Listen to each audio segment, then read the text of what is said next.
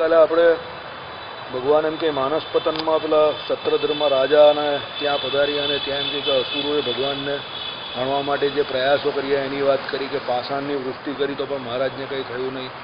તે છતાં એમ કે પેલા લોકોને જે અસુરો હતા એની આસુરી બુદ્ધિ ગઈ નહીં અને એ લોકોને એવું થયું નહીં કે જો આટલા બધા પથ્થરો માર્યા તો પણ જો મહારાજને ભગવાનને કંઈ ન થતું હોય તો અવશ્ય આપણે તો ભગવાન માનીએ છીએ, ખેર અલગ વાત છે, પણ એમને પણ એવું થવું તો જોઈએ ને કે આટલું બધું આખી રાત પથ્થર મારવા છતાં જો આ મહાપુરુષને કંઈ ન થતું હોય તો એમનામાં કંઈ અલૌકિક ઐશ્વર્ય હોવું જોઈએ. હવે આસુરી બુદ્ધિ એટલે આસુરી બુદ્ધિના જીવને એક એવી દિવસ એ પ્રમાણેનો એમ કે દૈવી ભાવ આવે નહીં એટલે એમણે વધારે પ્રયત્નથી શસ્ત્ર સરંજામ ભેગા કરીને મહારાજને મારવાની તીવ્ર તૈયારી બતાવી. એટલે પછી શું શસ્ત્રોથી અણવાની તૈયારી કરી ભેગા થઈ આવ્યા એટલે બધા ભેગા થઈ ગયા. બરાબર. આવું આશ્ચર્ય સાંભળીને રાજા ભગવાન પાસે આવ્યો નહીં. એટલે શું થયું એટલે તેનો મોટો ઢગલો, અહીંયા છે ને સ્પેલિંગમાં મિસ્ટેક છે, ઢગલો લખેલું તે ઢગલો કરી દેજે. કાલે પણ મને જરા તકલીફ થયેલી વાંચવામાં, ઢગલો કરી દે એ ઠગલો થઈ ગયું છે. એટલે બધું ધ્યાન નહીં હોય ને ઘણી જગ્યાએ એવું થાય.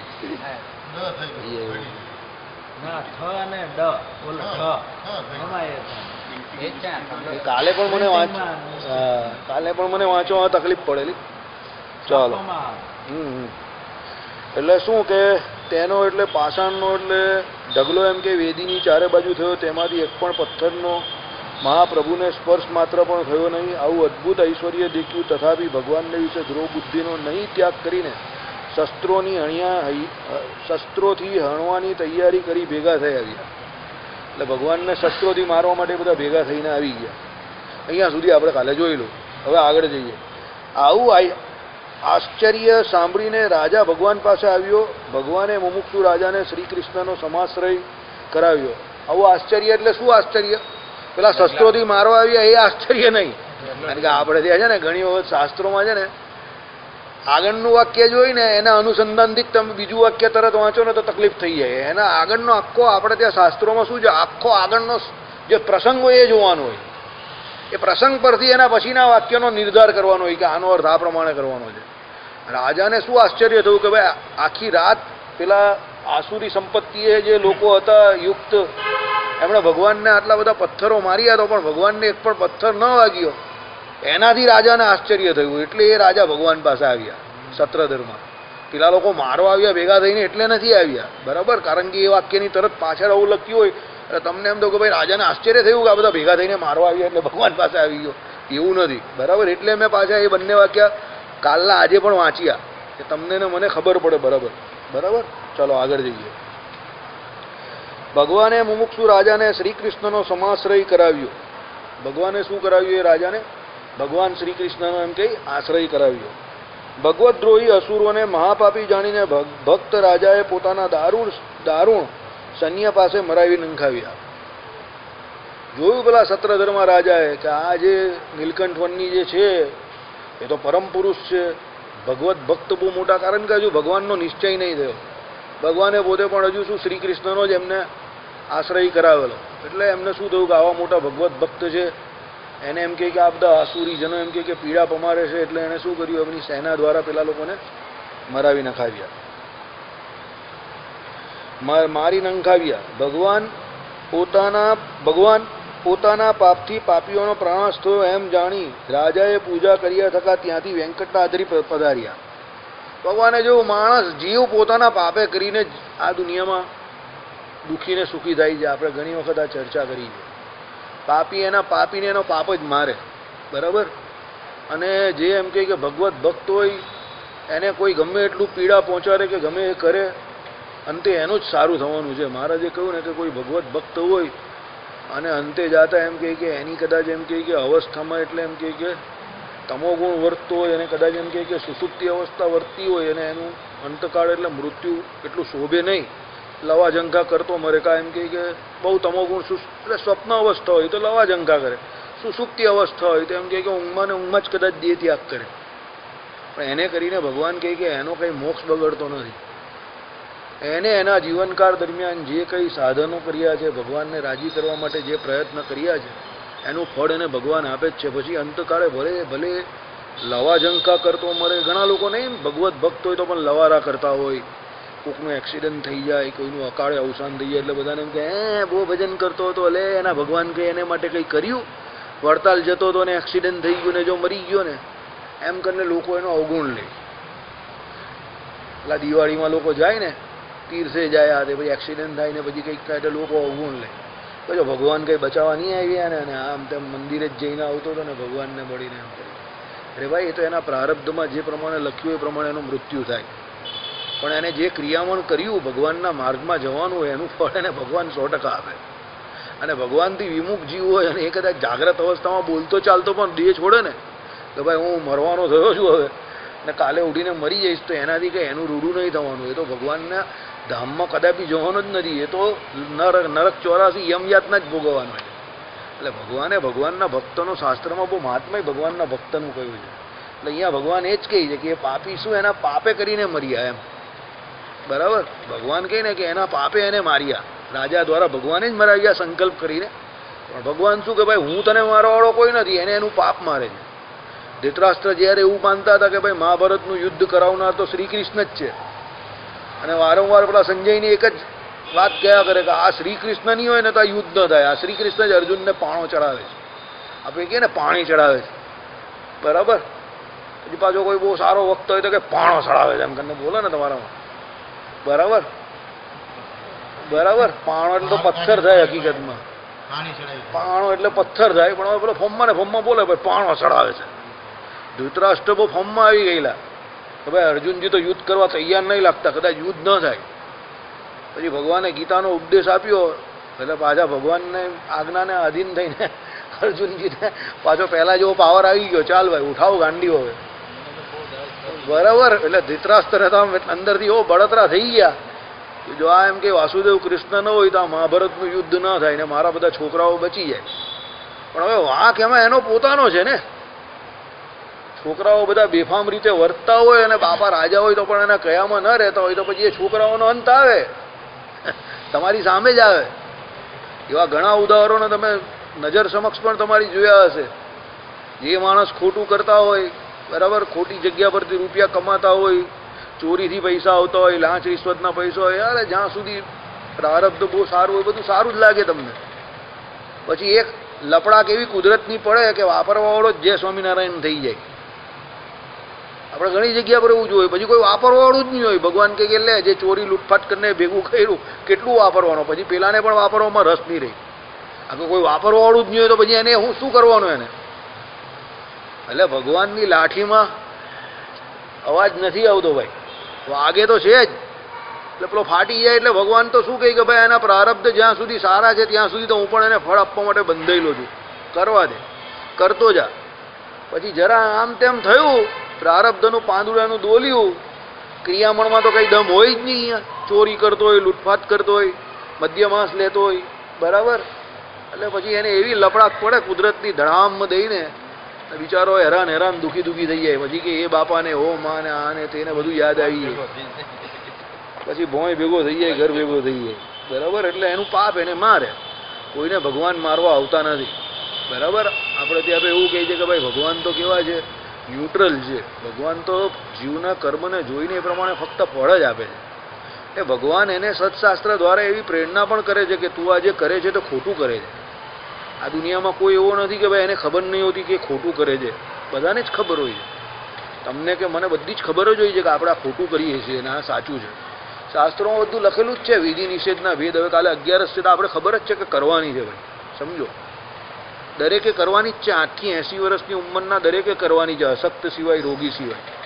બરાબર, પણ પછી તમે એમ કહો કે એમાં કર્યું ને મૂક્યું, હવે બધું જોયું, હવે બધું કંઈ થતું નહીં, બધા દિવસ સરખા ને એમ કરીને તમે ભગવાનની આજ્ઞાની ઉપરવટ જાઓ ને પછી જ્યાં સુધી સારું ચાલતું હોય ત્યાં સુધી બધું સારું ચાલે. પછી જ્યારે હોસ્પિટલ જવાનું આવે તો ભગવાન એકી સાથે 60 ઉપવાસ કરાવી નાખે.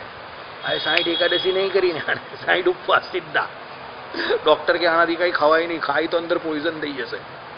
આ બાટલા જોઈ સીધા, અહીંયા બાટલા બધા કાણા પાડી દે. એમાં પપ્પા કહે ને એ પ્રમાણે જો 11 કરતો હતો ને એકી સાથે 2 મહિના 11 આની હોય. બરાબર, એટલે ભગવાન કંઈ કોઈને મારવા નથી આવતા, કર્મનું ફળ આ પ્રમાણે આવે. અને કોને ક્યારે કયા કર્મનું ફળ આપે એ ભગવાન ડિસાઈડ કરે, એ નક્કી ભગવાન કરે, આપણે નહીં કરતા.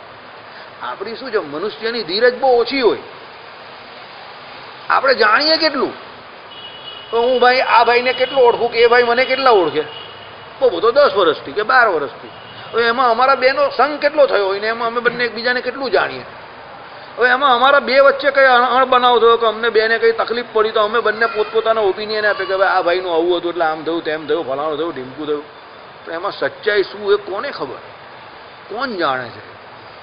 એ તો ફક્ત ભગવાન જ જાણતા હોય કે ભાઈ એમને જ્યારે જે કર્મનું ફળ આપ્યું એ ભગવાને કેમ આપ્યું અને ક્યારે આપવું એ પણ ભગવાન નક્કી કરે, અને મને ક્યારે ફળ આપવું એ પણ ભગવાન નક્કી કરે, અને અનંત કોટી જે જીવાત્મા છે એને ક્યારે કયું ફળ આપવું કયા કર્મનું એ ભગવાન જ નક્કી કરે. અને એ વેપાર ભગવાને પોતાના હાથમાં જ લીધો છે, સમજો. એટલે આપણે ઘણી વખત બીજા પેલા પાપીને આખી જિંદગી જલસા કરતા જોઈએ ને એટલે આપણે એમ દઈએ કે હાલો આ કંઈ કરતો નથી, પાપ કર્યા કરે છે નકરા, આ તો બહુ સુખી છે ને એની આગળ આપણે રોજ મંદિરે જઈએ ને આપણે તો કંઈ લીલું લીલું દેખાતું જ નથી, બધું કાયમ સૂકું સૂકું ઘાસ જ હાથમાં આવે છે. એવું કેમ? એવું નથી હોતું. એ એના કોઈક પૂર્વના સકામ કર્મને કારણે, એટલે સકામ સુકૃત, સુકૃત એટલે કેવા સકામ, સુખી થવાની ઈચ્છાથી કરેલા કાર્યને કારણે અત્યારે તમને સુખી દેખાય છે, સમજો.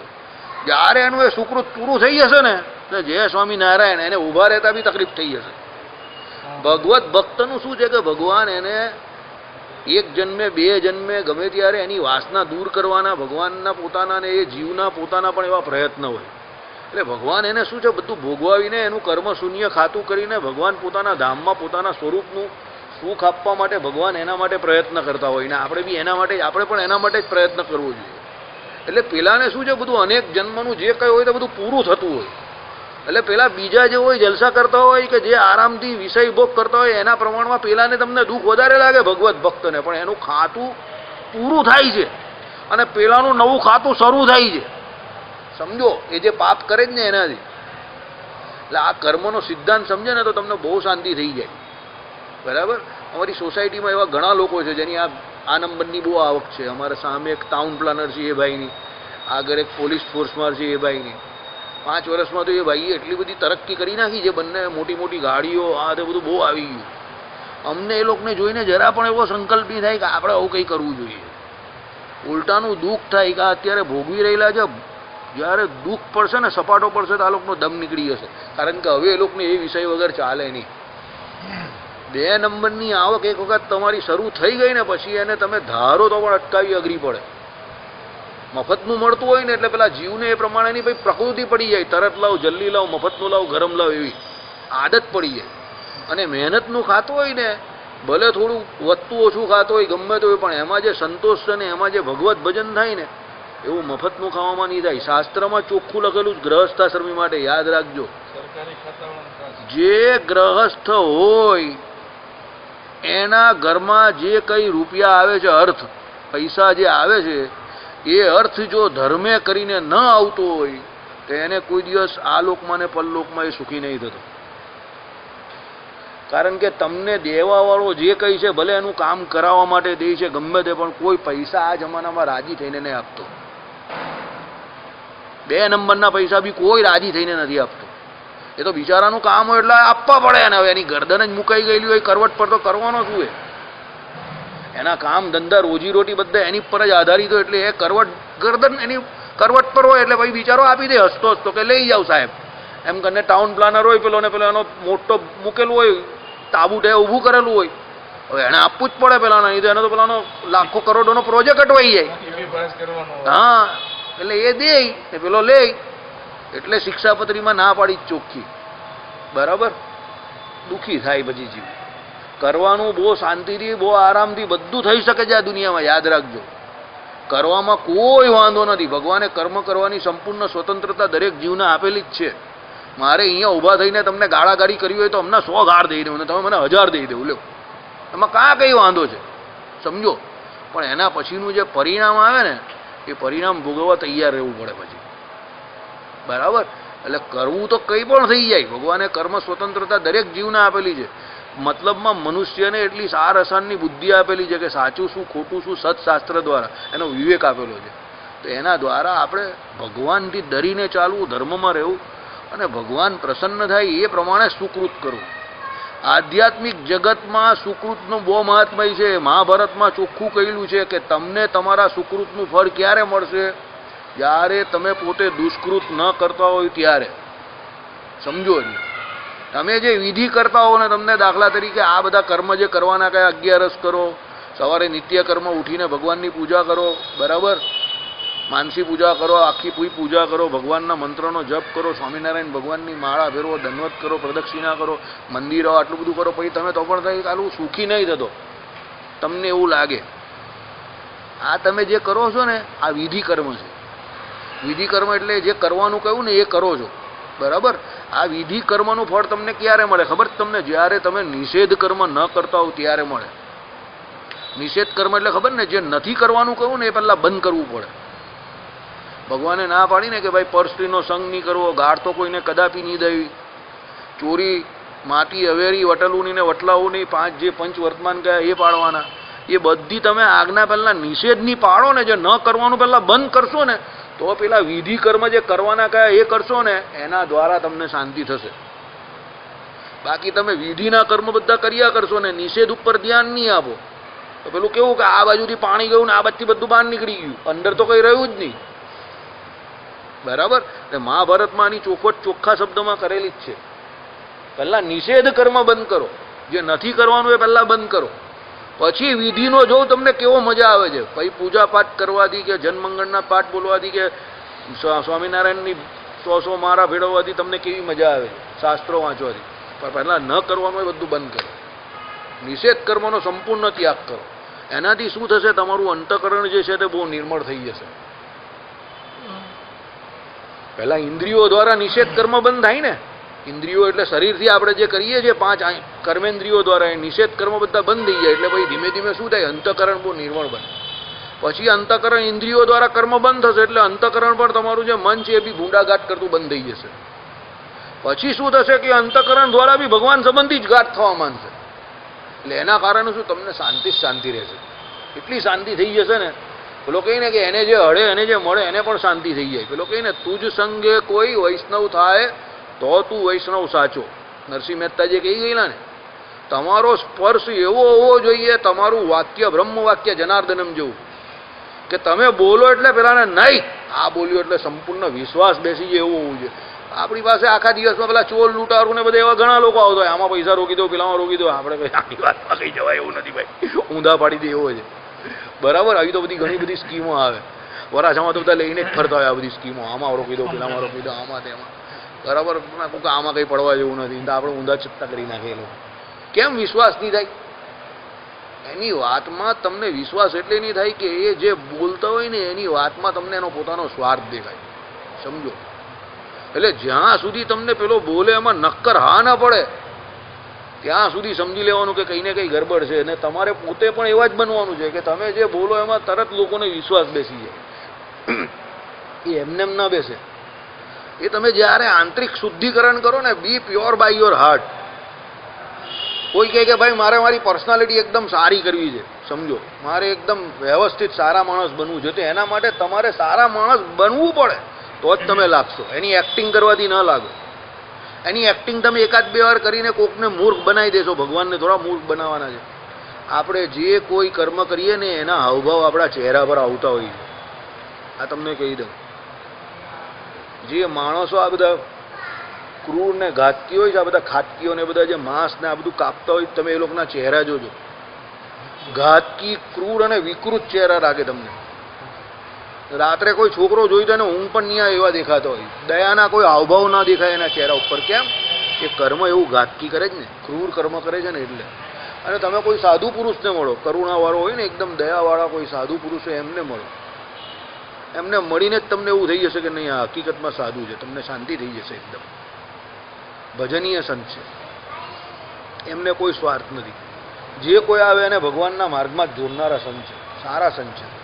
વડતાલમાં એવા ઘણા સંત છે કે તમે એમના ડેરે જઈને બેસીને આવો, અડધો કલાક એમની વાણી સાંભળો, તમને શાંતિ થઈ જાય. તમે લક્ષ્મીનારાયણ દેવની સામે માળા ફેરવો, હરિકૃષ્ણ મહારાજની સામે માળા ફેરવો, અક્ષર ભુવનમાં જાઓ ને બધા જે ભગવાનના ચરિત્ર છે એ બધા જો, પ્રસાદીની જગ્યા જો, અને પછી પેલા સંત પાસે અડધો કલાક બેસો, 1 કલાક બેસો, તમને હકીકતમાં શાંતિ થઈ જાય. અરે અત્યારે આ વડતાલની વાત કરવાથી પણ તમને શાંતિનો અનુભવ થતો હશે. મને અત્યારે થાય છે, તમને બહુ શાંતિ થઈ જાય. કેમ? જો જગ્યામાં પોતે સાક્ષાત પરબ્રહ્મ પુરુષોત્તમ નારાયણ બિરાજમાન, મહાપ્રસાદીની જગ્યા, મહાપ્રસાદીની મૂર્તિઓ, બરાબર, મહાપ્રસાદીના ત્યાં કોઈ જે કંઈ છે તે ભગવાનના વસ્ત્ર આભૂષણ અલંકાર, પ્રસાદીના બધા ભગવાનના ત્યાં શું છે આભૂષણો, પછી પેલા એ શું નિશાનો, પ્રસાદીની બધી કેટલી બધી વસ્તુઓ જ આખી, તે ભગવાન પોતે મહાપ્રસાદીના ત્યાં કેટલી બધી ભગવાનની મૂર્તિઓ, સત્શાસ્ત્રો, સંતો, સારા સંતને તમે મળો, ભગવાન સંબંધી કથા કરે, તમે જો આનંદ આનંદ આવી જાય. ગોમતીજી ત્યાં જઈને પછી ત્યાં સ્નાન કરો, એક દિવસ તમારો કાન નીકળી જાય ને, તમે પછી શનિવારે નીકળવાનો, રવિવારે આખું વડતાલ જઈને ભજન કરીને આવો, સોમવારે સવારે બેઠા હો અને માનસીમાં પછી એ વડતાલ ધામનું આખું ધ્યાન કરો તમે, મૂર્તિએ સહિત બધું, તમારો દિવસ આખો સવારનો પણ સહી થઈ જાય, તમને આમ આનંદની શહેરો છૂટી જાય. કેમ? તમે આખા દિવસ દરમિયાન જે ઇન્દ્રિયો દ્વારા કર્મ કર્યું ને, એ ઇન્દ્રિયો દ્વારાનું સમગ્ર કર્મ તમારું નિર્મળ હતું. એમાં કોઈ જાતની તમારામાં ધર્મનો ત્યાગ ન હતો, કોઈ પણ જાતની એમાં કોઈ બાંધછોડ ન હતી, કોઈ જીવને તમે દુખાવેલો ન હતો, શાંતિથી તમે ભગવાનનું ભજન કરતા હતા, ભગવાનની આજ્ઞામાં રહેતા હતા. એટલે તમે બીજે દિવસે સવારે માનસીમાં બેસીને એ જે વડતાલ ધામને આખું નિહાળો અને એમાં હરિકૃષ્ણ મહારાજ ને લક્ષ્મીનારાયણ દેવ આદિકની સર્વની તમે માનસી પૂજા કરો શાંતિથી, પછી આપણા નારાયણ મુનિદેવના રોજ દર્શન કરતા હો એ તમે જો, હરિભક્તોને થોડા થોડા યાદ કરો, ભગવાનના સંતોને યાદ કરો. આમાં હરિભક્તોમાં અને નન સંતોની ને તે સમયના સમકાલીન જે હરિભક્તો એને યાદ કરવાના, પરબતભાઈ ને દાદા ખાચર ને સોમલા ખાચર ને સુરા ખાચર ને મુક્તાનંદ સ્વામી ને ગોપાળાનંદ સ્વામીના અહીંયા મૂર્તિ છે તે ભગવાનની, બરાબર, એ બધું તમે આખા ભગવાનના ચરિત્ર સમક્ષ બધું યાદ કરો સવારે માનસી પૂજા કરતા હો ને ત્યારે તમને ઓટોમેટિક આનંદ થઈ જાય. અડધો પોણો કલાક કાં નીકળી જાય ખબર ન પડે. ઘણી વખત તો મને અને આને અમારે બંને એકબીજાને ઉઠાડવા પડે, ઊંઘી ગયો લાગે છે એમ કે, બોલો આનંદમાં શાંતિથી બેઠો હોય ને અમુક વખતે જોલું પણ આવી જાય એમાં, કારણ કે તમને કોઈ ચિંતા હોય નહીં. આમ કરીને અંદર બેઠા બેઠા નસકોરાવી બોલવા માંડે, મજા આવી જાય તમને પૂજામાં, જેટલી મજા આવી જાય ને આમાં આનંદ છૂટી જાય. આમ બેઠા બેઠા ઊંઘ આવી જાય, હા ફર્સ્ટ ક્લાસ, બરાબર. પછી બાજુવાળો કહ્યો ભાઈ ઊંઘી ગયો લાગે તું તો, એટલે પછી ઉઠે, અરે યાર હું ઊંઘા, મજા આવી હતી હજી. એટલે ભગવાનમાં બહુ આનંદ છે. શાસ્ત્રોમાં કહ્યું ને કે સંપૂર્ણ આનંદ તો પરમાત્મામાં જ રહ્યો છે. એ આનંદ કેવું, શાંતિ કેવું, સુખ કેવું, આ બધા એક સરખા પર્યાયવાચક શબ્દ છે ને એ ફક્ત પરમાત્મામાં જ રહ્યા છે. અનુભવ આપણે કરતા નથી, એ આપણો વાંક છે. મોસારે જમણવારને માં પીરસનાર કહેવત હતી ને આપણામાં ગુજરાતીમાં, હજુ પણ છે. મામાના ઘેર જમવા ગયા હોય ને આપણી માં જ પીરસનાર હોય તો કોઈ ખામી હોય અંદર? એમ આવા મોટા ભગવાન આપણે મળેલા છે, એનું જ્ઞાન છે, ભગવાને આખી થાળી પીરસી દીધી છે, પણ આપણે આમ લઈને જમવા તૈયાર નથી, એટલે આપણે આનંદ આવતો નથી. બાકી આનંદ જ આનંદ છે, બરાબર. આ ચરિત્રમાં હું અત્યારે તમને ગોટા જે આપણે મારીએ છીએ ને આપણે, એનું કારણ આ છે. તમને થાય કે આ હજુ સત્સંગી જીવન શરૂ નહીં થયું ને આ ભૂમિકામાં કેમ આટલો બધો ટાઈમ વાસુદેવભાઈ કાઢે છે? અરે આ ભૂમિકામાં આખું સંક્ષિપ્ત સત્સંગી જીવન જ આવે છે, અને આમાં પછી તો 5-7 વર્ષ કેટલા વર્ષ થઈ જાય તે ખબર પડે નહીં, પણ આમાં આખું સત્સંગી જીવન ચરિત્ર જોડે નીકળે અને આપણે આ ગમ્મત કરતા જઈએ ભગવાનના ચરિત્ર જોડે ને એમાં આપણે મજા લેતા જઈએ, આનંદ લેતા જઈએ. આની કંઈ વાત જ ઓર છે. તમને આનંદ આવે, મજા આવે. ભગાવવાની કોઈ જરૂર નથી. આપણે કોઈ જગ્યા પર જવાનું જ નથી, યાદ રાખજો. મને કોઈ પૂછે ને કાં જવું છે, કશે કોઈ જગ્યા પર જવાનું જ નથી. આપણે ભગવાને આપણે જ્યાં જેવી રીતે રાખેલા જ ને બહુ પરફેક્ટ રીતે રાખેલા છે. એક વસ્તુ યાદ રાખજો, ભગવાન જે જીવને જ્યાં રાખે ને એમાં એ જીવનો ફાયદો જોઈ, એની પાત્રતા વગર એને આગળ પાછળ ભગવાન કરે નહીં. એટલે ભગવાને આપણે જે અત્યારે રાખેલા જ ને ત્યાં બહુ આનંદી રહેવું, ફિક્સ થઈને રહેવું, ત્યાં ફિક્સ થઈને રહેવું. ભગવાનને કહું very good, thank you very much, બહુ મસ્ત જગ્યા પર તમે મને મૂકેલો છે ને તમારી ઈચ્છાથી આગળ પણ તમારે જે કંઈ કરવું હોય તો તમે જાતે કરજો, મને કોઈ ચિંતા નથી. ને ભગવાન તમને જે કંઈ કર્મ કરવાનું સુજાડ એ પ્રમાણે તમારે કર્મ કરતા જવાનું, કોઈ ચિંતા કરવાની નહીં, બિંદાસ રહેવાનું. કોઈ કહે મને વજન બહુ વધે છે, મેં કહું મને નહીં ખબર. કોઈ કહે વાળ કપાઈ નહીં ખબર, મેં કહું મને ચિંતા નથી એની, ઘર કી ખેતી છે, પાછા વધી પણ જાય. આપણે હું કામ ટેન્શન લેવું? જ્યારે જે ભગવાનની ઈચ્છા હશે એ પ્રમાણે જીવન ચાલ્યા કરશે. આપણી ઈચ્છા પ્રમાણે અત્યાર સુધી કંઈ થયું છે?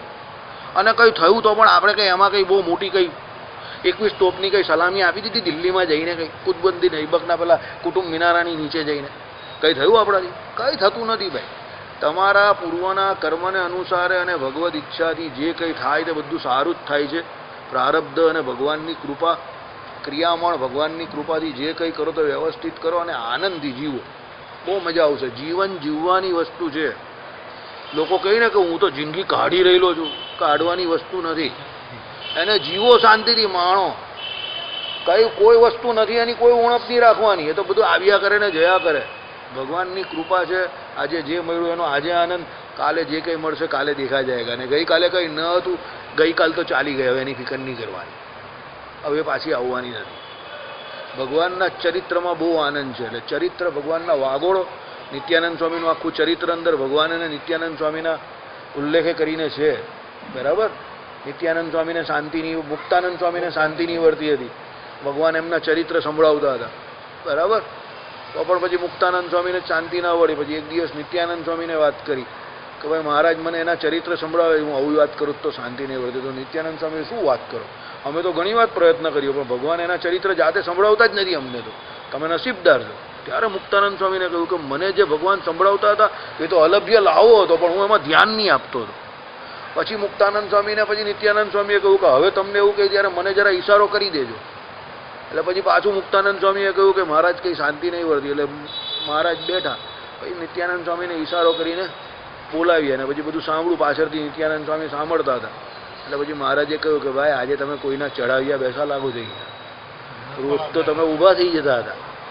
રોજ તમે ઊભા થઈ જતા હતા. આજે કંઈ તમને કોઈ કંઈ પાનો ચડાવ્યો લાગે છે. આપણે કહીએ ને પહેલાં પાણો ચડાવ્યો, પાણીની. બરાબર. પાણો ચડાવ્યો લાગે છે. નિત્યાનંદ મુક્તાનંદ સ્વામી કે હા હું નિત્યાનંદ સ્વામી જ કહેતા હતા. એટલે મહારાજ કે આ પાછળથી છુપાઈને આ પણ સાંભળે છે. બરાબર. ભાઈ ભગવાન બહુ રાજી થયા. એટલે ભગવાનના ચરિત્રમાં બહુ આનંદ છે. મહારાજે વચનામૃતમાં કહ્યું ને એ પ્રમાણે ભગવાનના ચરિત્રમાં ધર્મ પણ આવી જાય, જ્ઞાન પણ આવી જાય, વૈરાગ્ય પણ આવી જાય અને સહેજે સહેજે ભક્તિ પણ આવી જાય. એટલે ચરિત્ર તો બહુ શાંતિથી સાંભળવા, મજા લેવી, આનંદ લેવો. રવિવાર હતો એટલે થોડીક આ પ્રમાણે વાત કરી. બરાબર. ચાલો. ત્યાંથી ભગવાન એટલે વેંકટાદ્રી પધાર્યા. ત્યાં શ્રીનિવાસ ભગવાનની સેવા કરી. શ્રીનિવાસ ભગવાન. હવે આ શ્રીનિવાસ ભગવાન કોના ઈષ્ટદેવ ખબર તમને? શ્રીજી મહારાજના ગુરુ કોણ? રામાનંદ સ્વામી. રામાનંદ સ્વામીના ગુરુ કોણ? રામાનુજાચાર્ય. અને રામાનુજાચાર્યને આ કોની ઉપાસના? શ્રીમન નારાયણ. તે આ શ્રીનિવાસ ભગવાન. ગોવિંદા. બરાબર. આપણો ગોવિંદા પહોંચી ગયો. બરાબર. આપણામાં એક હતો એવો માણસ, તિરુપતિ બધાને લઈ જાય, ત્યાં જઈને એક જ વાત બોલ્યા કરે, ગોવિંદા એ ગોવિંદા. બરાબર. પેલા હરિભાઈ હતા ને તે ધામમાં ગયા ને એ બહુ જોરમાં બોલે. જેવા પૂછે ને તિરુપતિ એટલે ગોવિંદા કરીને. બરાબર. ત્યાં ગોવિંદા શબ્દ બહુ ફેમસ છે. ત્યાં બધા એકબીજાને ગોવિંદા જ કરે. આપણે જય સ્વામિનારાયણ કરીએ ને એમ ત્યાં તિરુપતિમાં શું કરે? ગોવિંદા એમ કરે. બરાબર. ચાલો. ભગવાને શ્રીનિવાસ ભગવાનની સેવા કરી. ત્યાંથી શિવકાંચી, વિષ્ણુકાંચી જઈ શિવ વિષ્ણુના દર્શન કર્યા. શિવકાંચી અને વિષ્ણુકાંચી. શિવકાંચીમાં શિવજી, વિષ્ણુકાંચીમાં વિષ્ણુ, એ બંનેના ભગવાનને દર્શન કર્યા. ત્યાંથી કાવેરી નદીથી સમલંકૃત દિવ્ય શ્રીરંગ ક્ષેત્રમાં ભગવાન આવ્યા. કાવેરી નદીને એમ કહે છે નદી સમલંકૃત એટલે કાવેરી નદીને ત્યાં નજીક. એમ આપણું સુરત કેવું તાપી કિનારે છે તેમ ત્યાં શ્રીરંગ ક્ષેત્રમાં પહોંચ્યા. આ શ્રીરંગ ક્ષેત્રને વિશે શું? રામાનુજાચાર્ય હતા ને એ શ્રીરંગ ક્ષેત્રને વિશે એમ કે કોની? ભગવાનની, શ્રીરંગ ભગવાનની શું કરતા હતા? સેવા કરતા હતા. અને રામાનંદ સ્વામીને આખું સ્વપ્ન પણ આવેલું, સમાધિમાં સાક્ષાત્કાર થયેલો. અને એ સેવા કરતા પણ રામાનુજાચાર્યના બધું એમને ખબર પડેલી. અને પછી એ સ્વપ્નને વિશે સમાધિ થયેલી. આપણા ગુરુ કોને? રામાનંદ સ્વામીને. બરાબર. અને પછી એમને રામાનુજાચાર્યએ સ્વપ્નને વિશે, સમાધિને વિશે દીક્ષા આપેલી. અને એ સમાધિ હતી એનું સૌથી મોટું કારણ શું કે જ્યારે સવારે ઉઠ્યા ત્યારે એમના શરીરો ઉપર એટલે બધા ચિહ્નો હતા. ઉધ્વપુંડ તિલક જે કહેવાય ને આપણા તપ્ત મુદ્રાઓ જે કહીએ ને તે બધા ચિહ્નો જે દીક્ષામાં આપે તે બધા ચિહ્નો ઊંઘમાંથી ઉઠ્યા સવારે ત્યારે બધા ચિહ્નો હાજર હતા. એટલે રામાનંદ સ્વામીને ખબર પડી કે જે મને રાત્રે આવ્યું તે ફક્ત સ્વપ્નું ન હતું. હું સમાધિમાં ત્યાં પહોંચ્યો હતો અને મને દીક્ષા આપી તે બરાબર દીક્ષા આપી. એમ કોઈ કહે ને ભાઈ તમારા સંપ્રદાય તો સપનાનો સંપ્રદાય છે, આમાં તો બધું સપનામાં થયું છે. એ સ્વપ્ન ન હતું, સમાધિ હતી. પણ મતલબમાં શું? સ્વપ્નની અંદર થયેલી સમાધિ હતી. બરાબર. એકલું સ્વપ્ન ન હતું. એકલું સ્વપ્ન હોય તો આપણે સ્વપ્નમાં રાજા થઈ જઈએ. તો સવારે રાજા હોઈએ જ.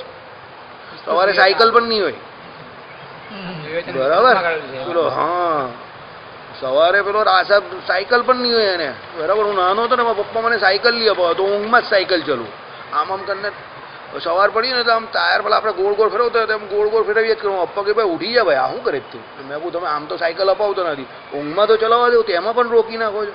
મા બાપ કંઈ જવા દે, આને કંઈ કહેવા જેવું જ નથી, બરાબર. એટલે ઊંઘમાં પણ સાયકલ ચલાવે કરો. એટલે આમાં શ્રીભાષ્યમાં કહ્યું છે ને કે ભાઈ રથ હોય, ઘોડા હોય, બરાબર, પછી એની લગામ હોય, બધું જ હોય, પણ કેમાં? સ્વપ્નમાં. સ્વપ્ન જાય, ઊંઘ ખુલી જાય તમારી, સ્વપ્ન તૂટી જાય એટલે પેલા રથ પણ નહીં દેખાય ને ઘોડા પણ નહીં દેખાય ને રથના પૈંડા પણ ના દેખાય, એટલે લગામ પણ ચાલી જાય. અને પેલો રાજા બનેલો હોય આમ કરીને બેઠો હોય ગોપાલ, ગોપાલ ગોપાલ આપણો શું હોય, પછી બાજુમાં પેલો સેનાપતિ હોય, બરાબર ને, આપણે આમ કરીને રાજા બનેલા હોય, બધું નીકળી જાય ધર ધર ને આમ કરીને ગોપાલના વાળ હાથમાં આવી જાય ઊંઘમાં ને ઊંઘમાં. ગોપાલ કે આ તો મારા વાળ છે ભાઈ, તું કંઈ રાજા નથી ને હું કંઈ સેનાપતિ નથી, ઊભો થઈ જાય ભાઈ, રાજા વાપીસ આ જા, બરાબર. પાછો કામ ધંધે ચડી જાય. એટલે સવાર પડે ને આપણે આપણા કામ ધંધે લાગી જવાનું. પાછું ટૂંકમાં કહેવાનો સાર એવો છે કે સંપ્રદાય સ્વપ્નનો નથી. શ્રીભાષ્યમાં આનો ઉલ્લેખ કરેલો છે કે સ્વપ્નની જિંદગી અને આપણી જિંદગીમાં શું ફરક છે. આપણી જિંદગીમાં એવું છે કે જે આમ જે બધું ચાલે છે અત્યારે બધું આપણે સત્ય લાગે છે, પણ આગ જેવી બંધ થશે એટલે આ દુનિયા આપણા માટે બંધ થઈ ગઈ, પૂરી થઈ ગઈ, આપણા માટે બંધ થઈ ગઈ. દુનિયા તો ચાલુ જ રહેવાની છે. એટલે આપણા માટે નિંદ્રા અને જીવન આમાં ફરક શું છે આ જોવાની વાત છે. અત્યારે આપણે આખી જિંદગીમાં આ દુનિયા સત્ય લાગે છે, પણ આંખ બંધ થશે ત્યારે ખબર પડશે કે આ તો બધું ખોટું હતું. અને સ્વપ્નમાં શું થાય છે? આંખ ઉઘડે છે એટલે ખુલે છે ત્યારે ખબર પડે છે કે સ્વપ્ન ખોટું હતું. એટલે વેદાંતિઓ શું કહે છે? આમ જગત સાચું છે, સમજો કેવી રીતે સાચું છે. માયા તત્વ સાચી છે, પણ એમાં બધું નાશવંત છે, પરિવર્તનકારી છે, એટલે એને સ્વપ્ન તુલ્ય કહ્યું. આજે જે ભગવાને ગીતામાં કહ્યું ને એ પ્રમાણે, આજ જો तुम्हारा कल किसी और का था, परसों किसी और का होगा. Nothing is permanent in this world. આ દુનિયામાં કોઈ વસ્તુ કોઈની પાસે કાયમ માટે રહેતી નથી. આપણા દાદા જે વસ્તુ છોડી ગયેલા તે આપણા પપ્પા પાસે આવી, આપણા પપ્પા જે છોડી જશે તો આપણી પાસે, આપણે છોડીને પછી આના પછીના કોઈને આપી દઈશું. આપણે થાય કે 4 પેઢીથી કોઈ એને વાપરી જ ન શક્યું. અરે ભાઈ, એને સંઘરવાનું કદાચ હોય પણ વાપરવાનું ભાગ્યમાં હોવું જોઈએ ને. પેલો કહીને ભાગ્યશાળી તા ભૂતરા રહે, આંધળો દળે ને કૂતરા ચાટી, એવી વાત છે, હકીકત છે. ડરનારો ડરિયા જ કરે ને પેલો કૂતરો શાંતિથી ચાત્યા કરે. એટલે પેલો ભેગું કરવાવાળો બધું ભેગું કરે અને પેલો વાપરનારો ખુશ થયા કરે કે આ બાબા બરાબર ભેગું કરતા જાય છે, આપણે મજા જ છે, બરાબર. એટલે ભેગું કરવામાં કંઈ મજા નથી ભાઈ. જે કંઈ આવે એનું સુકૃત કરવું. સુકૃત કરશો તો જીવ એના કર્મ એની જોડે લઈને જાય છે, એવું શાસ્ત્રમાં કહ્યું છે. પછી આપણે ન હોશું તો પેલા લોકો એનું શું કરશે તો આપણે ખબર જ નથી. એના કરતાં જ્યારે અત્યારે હાથમાં લગામ છે, ઘોડા છે, તો એને સહી દિશામાં દોડાવી દેવા અને સુકૃત કરી દેવું. દાન પુણ્ય જે કંઈ થતું હોય, તીર્થ બીર્થ જે કંઈ જવાનું બાકી હોય તો બધું પૂરું કરવું. જેટલું થાય એટલું. પૂરું તો થવાનું નથી કારણ કે આ બધું અનંત છે, પણ જેટલું થાય એટલું કરી છૂટવું આપણાથી એમ. પછી તમે પેલો સાપ બેસાડીને આખી જિંદગી એની ઉપર રહેવું તો સાપ તો કદાચ નીકળી જશે, પણ એ સાપ નામનો કાળ આપણે ખાઈ જશે. અને જે વસ્તુ આજે આપણા કંટ્રોલમાં છે તે કાલે આપણા કંટ્રોલની બહાર ચાલી જશે, બરાબર. ક્ષેત્ર હું ગયેલો છું, 2 મિનિટ વાત કરી દઉં. હા, કરો કરો.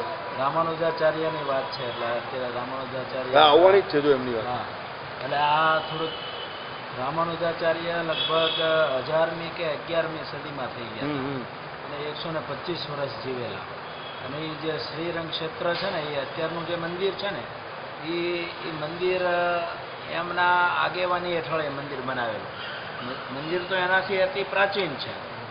જે મૂર્તિ ત્યાં છે નારાયણ ભગવાનની, એ બહુ અતિ પ્રાચીન છે. એની લાંબી વાત છે એટલે અત્યારે નથી કરતો.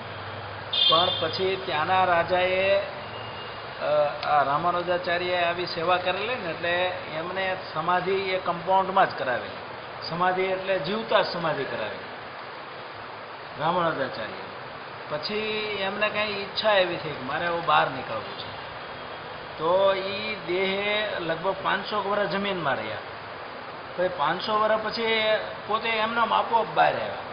અને અત્યારે એ જે મુદ્રામાં આમ બેઠા છે તો એ એનો દેહ જ છે, એનો દેહ જ છે. 15મી 16મી સદીમાં લગભગ એ બહાર આવેલા. અને આજે 2021મી સદી ચાલે ને, તો એ અત્યારે જે દેહ છે ને, એના ત્યાં પૂજારી એમ કહેતા હતા કે એમના નખે વધે થોડા થોડા, પછી થોડી થોડી રૂવાટી વધે, તમને આમ લાગે તો તમને આમ આપણે બેઠા છે ને એવા જ લાગે એમ, એવું તેજ, અને એમાં આમ બિલકુલ ક્યાંય ચીમળાયેલું નહીં, કાંઈ નહીં. અને અત્યારે બેઠા છે પોતાનો દેહ જ બેઠેલો છે, જમીનમાંથી નીકળ્યા હતા. એટલે એ રીતના એટલે રામાનુજાચાર્ય ત્યાં એવું કહેવાય છે કે જેને ઈચ્છા હોય ને, રામાનુજાચાર્યને જેને ઈચ્છા હોય ને એ જ એના દર્શન કરવા જાય. એટલે આપણે ખાસ જઈએ, કારણ કે આપણા તો ગુરુ ભગવાન ને દાદા ગુરુ થાય, દાદા ગુરુ છે, આપણા દાદા ગુરુ થાય. એટલે આપણે જઈએ. પણ ત્યાંના એક એ તો કાંઈ સ્વામિનારાયણ નહોતો, એ કોઈક બીજો ડૉક્ટર હતો, અને મને આખું એ ત્યાંની રચનાઓ બધી સમજાવી હતી. અને એણે મને કીધું કે જે રામાનુજાચાર્યની ઈચ્છા હોય ત્યાં જ, એ અમને ખબર નહોતી કાંઈ એમ, એણે વાત કરી એટલે અમે દર્શન કરવા જઈએ. આવું થાય. એટલે રામાનુજાચાર્ય ત્યાં સાક્ષાત બેઠેલા છે. રામ વત્તા અનુજ, રામના અનુજ એટલે લક્ષ્મણજી, જે શેષજી, શેષજીના શેષજીના સાક્ષાત અવતાર છે રામાનુજાચાર્ય, લક્ષ્મણાચાર્ય. એમનું નામ શું છે? લક્ષ્મણાચાર્ય. એક નામ એમનું એ પણ છે રામાનુજાચાર્યનું. સાક્ષાત શેષજી, જેની પર ભગવાન બિરાજમાન છે ને, શેષશાહી ભગવાન જે આખા બિરાજમાન હોય છે, એ શેષજીનો સાક્ષાત અવતાર એ રામાનુજાચાર્ય છે. ટૂંકમાં કહેવાનો સાર એવો છે કે એ શેષજી જે ભગવાનના નિત્ય મુક્ત છે, એમણે એ અવતાર ધારણ કરેલો એના માટે, ભગવાનના તત્વજ્ઞાનના પ્રચાર પ્રસાર માટે, વિશિષ્ટાદ્વૈત વેદાંત જગતને આપવા માટે જ રામાનુજાચાર્યએ અવતાર ધારણ કરેલો. અને એ વિશિષ્ટાદ્વૈત વેદાંત સિદ્ધાંત, જે આખો વિશિષ્ટાદ્વૈત છે, એ શ્રીજી મહારાજે આખો ગ્રહણ કર્યો. એ વિશિષ્ટાદ્વૈતની જ કાલે વાત આવશે. બરાબર? આપણે અત્યારે વિશિષ્ટાદ્વૈત વેદાંત ઉપર, એટલે વિશિષ્ટાદ્વૈત ઉપર અત્યારે આપણે મંડળમાંથી પણ એક આખું એક અંક બહાર પાડીએ છીએ, 25 પાનાનો. અને ટૂંકમાં આપણે અહીંયા પણ ચલાવશું પાછા એકાદ વખત. બરાબર? શ્રીપતિમ શ્રીધરમ સર્વદીશ્વરમ ભક્તિધર્મા